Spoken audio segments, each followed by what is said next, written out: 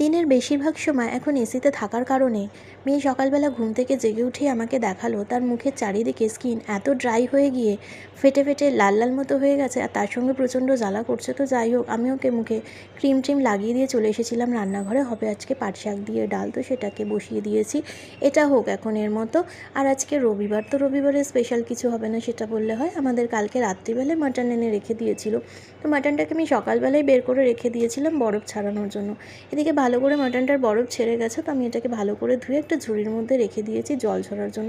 জানি না এখন যে কোনো মাংসই, চিকেন হোক বা মাটন হোক, এত জল ছাড়ে রান্না করার সময় যে আমি এখন না ধুয়ে ভালো করে অনেকক্ষণ ধরে ঝুড়িতে রেখে দিই যাতে জলটা ঝরে যায়। এদিকে মাটনের জন্য আলু ভাজতে দিয়ে দিয়েছি। আলুগুলো বেশ ভালো করে লাল লাল করে ভাজা হয়ে গেছে।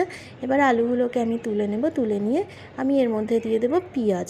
তো মাংস করতে গেলে এতটা কোয়ান্টিটিতে পেঁয়াজ ভাজতে হয় না, যে পেঁয়াজগুলো ভাজতে অনেকটা সময় লেগে যায়। তো সে যাই হোক গে পেঁয়াজগুলো ভাজতে দিয়ে দিয়েছি।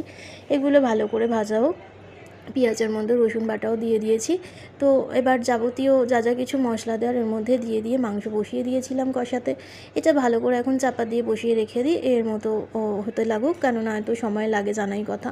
আর এদিকে বাড়ি বাকি যা যা কিছু কাজ আছে সেগুলোকে আমি গুছাতে থাকবো। তো এদিকে চাপা দিয়ে কাজ করতে করতে দেখলাম মাটনে ভালো করে আমার কষানো হয়ে গেছে।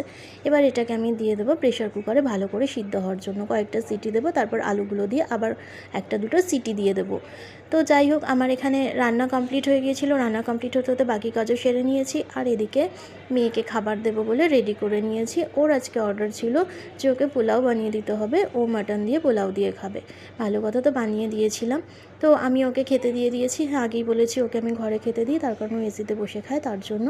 তো আমি ওকে খেতে দিয়ে আমি ওয়েট করছিলাম ওর রিয়াকশান বোঝার জন্য। তার কারণ আমার একটা খুব বাজে অভ্যাস আছে যে আমি রান্না করার সময় খুব কম সময় টেস্ট করে দেখি যে সমস্ত কিছু ঠিকঠাক থাকে কি না। আর পোলাও আমি খাবো না, বাড়ির বাকিরা খেয়েছে।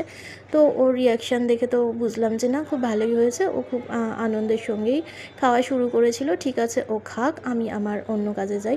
আর এই যে বিকাল 4টে বাজে এখন ঘড়িতে, আর চারিদিকে না পুরো একদম অন্ধকার করে এসেছে, পুরো বৃষ্টি শুরু হয়ে গেছে তার মধ্যে, তার সঙ্গে ঝোড়ো হাওয়া বইতেও লেগেছিল।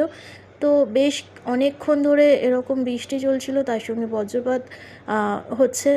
তো আমি অন্য যা কিছু করার সেরে নিয়ে দেখলাম মেয়েদিকে বারান্দাতে ওর মতো খেলতে শুরু করেছে। আর কটাই বা দিন, স্কুল খোলার টাইম হয়ে গেছে।